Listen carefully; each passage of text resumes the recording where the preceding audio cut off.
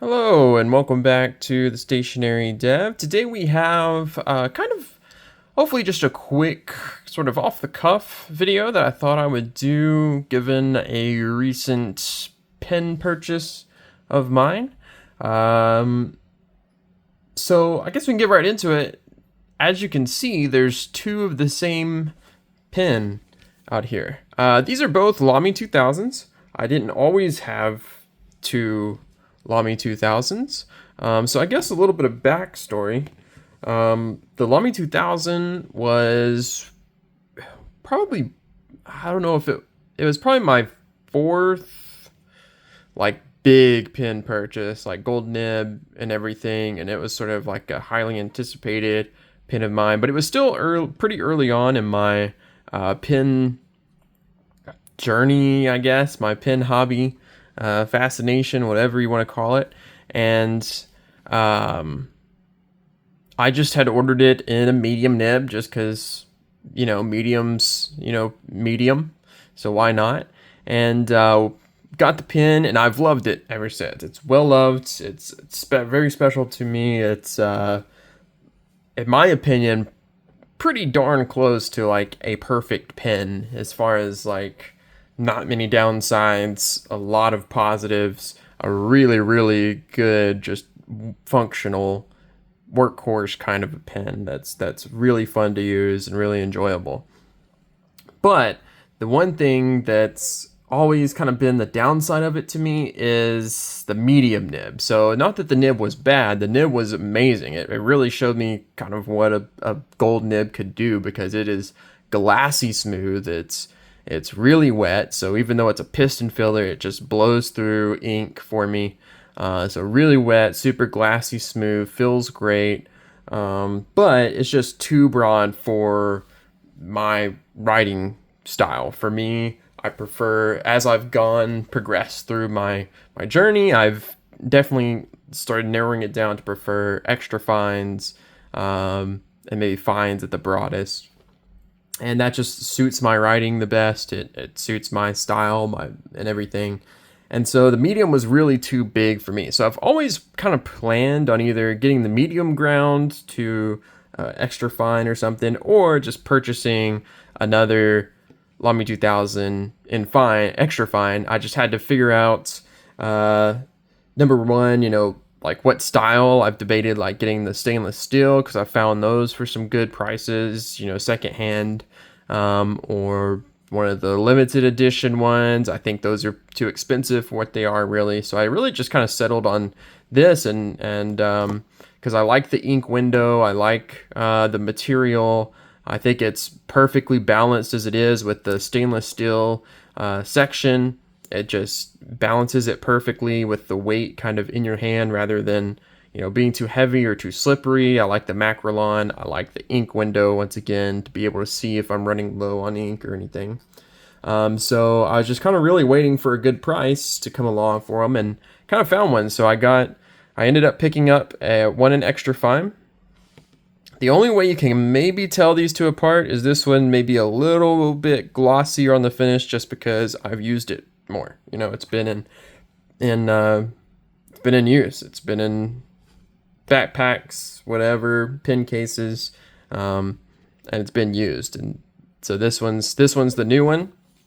I got it, I think for about $130 US, brand new. So it was brand new out of the package. It didn't come in like the fancy box or the bigger sort of like Lamy presentation box that my original one did. But that's just all up to the the shipper, really, the retailer slash distribution place. They basically just have a bunch of Lamy boxes and a bunch of Lamy pens, and they can just kind of chunk whatever pen in whatever box that they have to send it. And so this one just kind of came in a Lamy pen box, like the smaller one, kind of similar to the Safaris. So just that sort of standard Lamy small box, which is fine. I don't really keep the boxes or need the boxes anyway. And so it works out. It did randomly come with this, which is a ballpoint or I guess is a rollerball refill, the M66, which fits like the Lamy Swift or the Lamy Tipo, or a really kind of niche pin that didn't last very long, the Dialogue 2. So I got to come up with a use for that. But in the meantime, I have my extra fine. And so I figured I'd just do a quick sort of nib comparison between the medium and the extra fine and the Lamy 2000. So if you're kind of debating on which nib or what size nib to go with in this line, or Minute 2000 or Gold Nib Lamy, hopefully this kind of helps. So I guess we'll kind of get to it. And I'll just do a couple like writing samples and talk through the nibs. I kind of talked a little bit about the medium nib for you. So it's, hopefully we can kind of get a little up close. It's got a glitter ink in there right now. The Lamy 2000 nibs for me, let me try to get a little bit better lighting. They are a little, well, the broader ones, so like the broad and the medium, and I think you can get like an oblique broad or a double broad. They're really kind of stubbish. I don't know if you can make it out, but it's definitely kind of up, over, and down. So it's very kind of stubbish qualities. It doesn't come through, I'm sure the oblique probably does a little bit better, but it doesn't come through too much in the writing on the medium. And we'll talk about the extra fine here in a minute. So this is the Lamy 2000. This is the medium. And the ink I have in here is, I guess I'll just put it over here. It's Pelikan Edelstein Golden Lapis, which I already did a review on. So if you want to see that ink, you can. But yeah, really thick, wet, juicy line. It is glassy smooth when I write with this thing. And I'll just go ahead and say with both of these pens, I've never really experienced like a sweet spot or anything. Like this one's just been perfect out of the box. I haven't had to do anything to it. See if we can get that to focus. There we go. But one thing is, I find that the 2000s especially run about a size, maybe half a size broader than what they're labeled. So this medium writes as broad as some of my broad nib pens, like my steel nib setter broads, or a couple broads that I've used. It's about this, maybe a little bit, like I said, maybe a half size more, but definitely expect a broader, wetter line than maybe is advertised. I'm gonna do couple lines to compare, and then bring out the other one. But if you don't know the Lamy 2000, really nice pen. It's got this cool kind of almost vintagey hooded nib design. This section is stainless steel. It's got a cool sort of like semi-ink window where you can see if you got ink in there. Piston filler, really great pen. I have a review on it if you want to check that out. But just a really great workhorse functional pen. Now this is the 2000 with the extra fine nib, and maybe I can get it to focus here. And you can see that instead of this being a stub, I find that the extra fine is almost, you can kind of see it as I turn it around, it's almost kind of a factory architect. Architect being the opposite of a stub, where it writes thinner up and down and wider left to right. And you can kind of see in just the way that that nib is shaped that the tipping is really long and thin this way. But then this way, it's quite broad. And so you do get some of that sort of natural architect-y. So if you don't know if maybe this one is a good one to try out, if you're not sure if an architect is the right nib for you, I feel like this kind of gives some architect-like vibes. Similar to like my vanishing point in fine, it also kind of has an architect kind of quality just because the way that nib is shaped so fine there. But this is also Lamy 2000, but extra fine. And this has Mont Blanc lavender purple.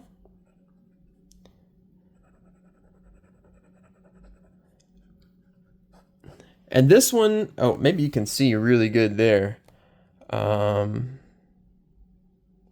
Maybe not. But on those cross hatches, I'm going to try to get the camera. You can probably see that the downstrokes are a little bit thinner than the cross strokes, and definitely they're more sharper. Like the downstrokes are more sharper, a little bit more compact, a little bit thinner than those cross strokes are kind of meaty and juicy. So it does have sort of an architect's like feel to the nib, and I find that in the writing as well. Like it gives the writing a little bit of flair. You can see it a little bit like in that Y. On the upstroke of that Y, you can see it's a little thinner going up than the left and right strokes there. And yeah, that's kind of just a hidden feature. I'm going to try to do my best to give some comparisons here. Maybe I should have done some horizontal lines, so I'll just do that too.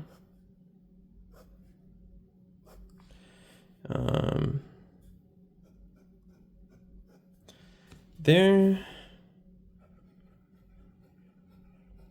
And there you can maybe see a little bit better, some of that architect kind of feel to it. With the 2000 extra fine, I definitely find it at least a size broader than you would expect an extra fine to be. Even like, and I'll try to compare it to a couple of my currently ink pens. One of those is a Kaweco, an extra fine, and the Kaweco is definitely a size at least finer than this Lamy 2000, which is probably, and we'll get to sort of the positives and negatives. In writing, the extra fine does have a little bit more, it's still super smooth, really smooth nib, but it does have a little bit of feedback, and you maybe heard that as I wrote, if I was quiet enough during that time. But it had a little bit of feedback where you could just feel it, kind of like that pencil, like if I wrote with a pencil, it kind of have the same feel, but it's very smooth still. No problems at all with the way the nib works or is tuned or anything like that. With my medium nib, like I said, it's just glassy smooth, and I even get it singing a little bit sometimes. And it's almost sounds like a marker with the medium nib. It's very marker-like.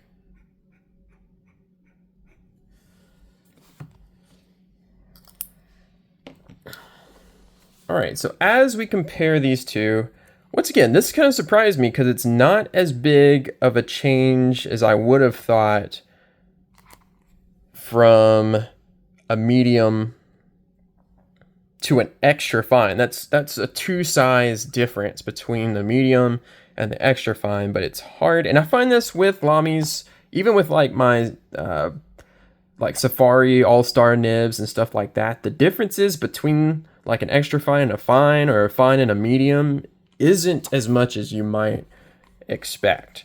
And you can see that here with the 2000. I guess that rule follows with the 2000 nibs.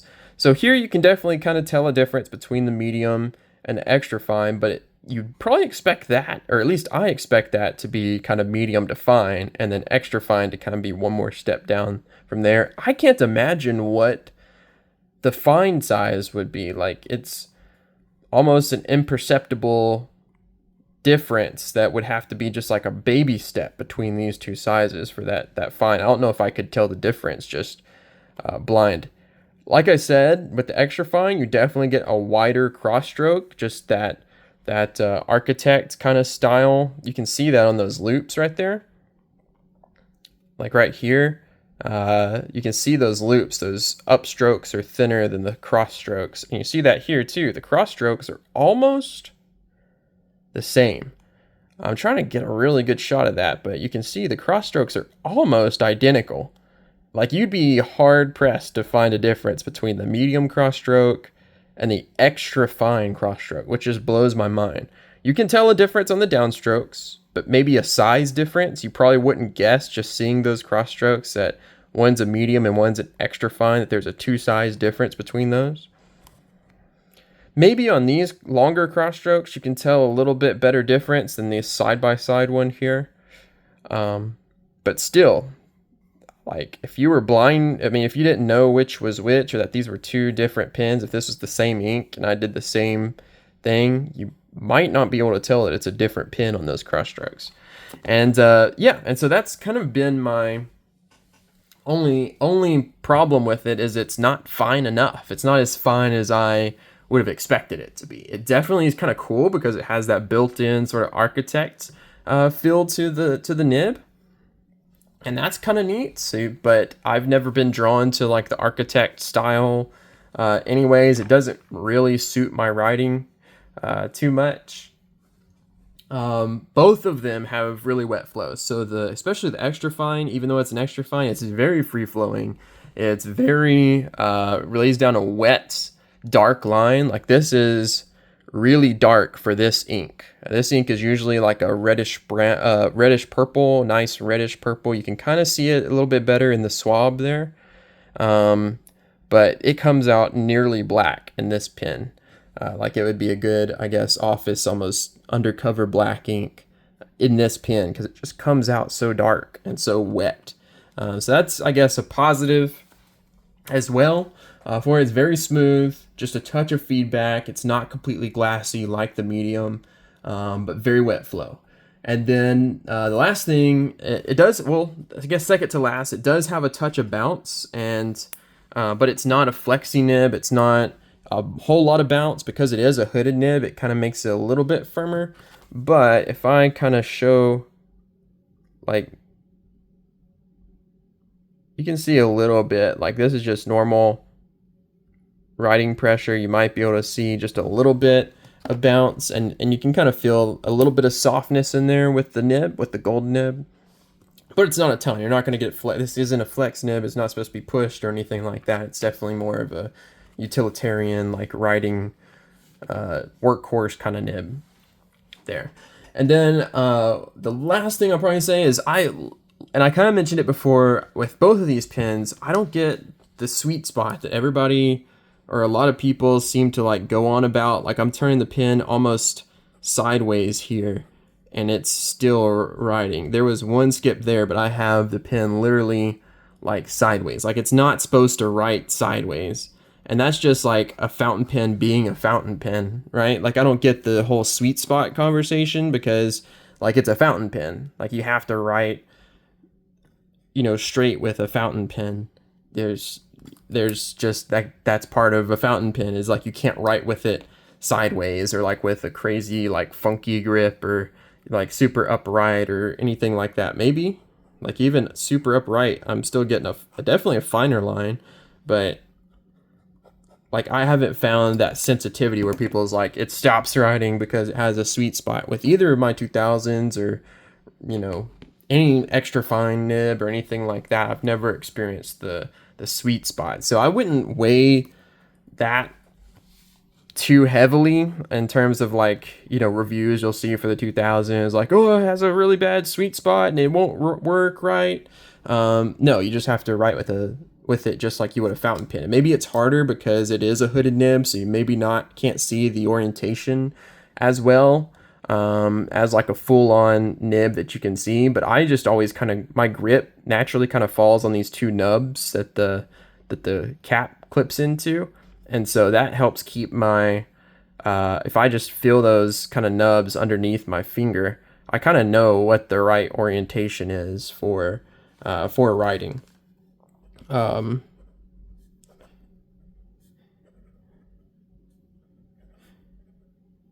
Yeah, I don't see any cons other than I would prefer it to be even finer. So maybe one day I'll grind one of these two. If I want to keep the medium juicy nib, then I can grind this one. Or if I want to keep this one as kind of my juicier nib, I can get this one ground down to like a true extra fine or a Japanese fine or extra fine.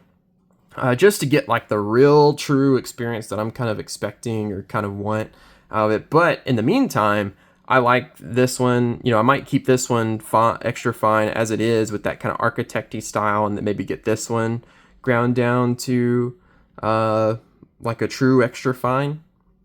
Who knows? But I am satisfied with it. It's a good investment for me. It's finally kind of like writing how I want, or close to how I want a 2000 to write. It's a fun pen. It's a fun nib because it does have kind of the broader nibs kind of have that stubbiness quality. The thinner nibs kind of have that architecty quality to it. And it's just a great pen, great workhorse pen. Great to have another one around. It was kind of a splurge. I don't need another 2000, but I've always kind of wanted one and found the right price to pull the trigger. So that's it for this video. Just a quick comparison. Hopefully, if you're considering a 2000, this kind of helped you in terms of like what to expect from either side of the nib spectrum. Glassy smooth, no feedback, really wet, bold line, and then more of an architecty, bolder than you would think for an extra fine. But both of them are phenomenal writers, phenomenal pens, great nibs for what they are. So that does it for this video. If you don't mind, if you watched it this far and you enjoy these videos, just give it a quick like or subscribe. Helps out, doesn't cost you anything, free, painless, but helps me out a ton. And until next time, I'll catch you guys later.